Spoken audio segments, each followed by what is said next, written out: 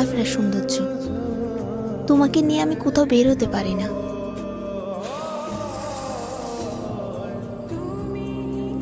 আমাকে নিয়ে তোমার এতই সমস্যা, তুমি আমাকেই বললেই পারতে। তুমি তোমার মায়ের কাছে কেন আমাকে ছোট করলে?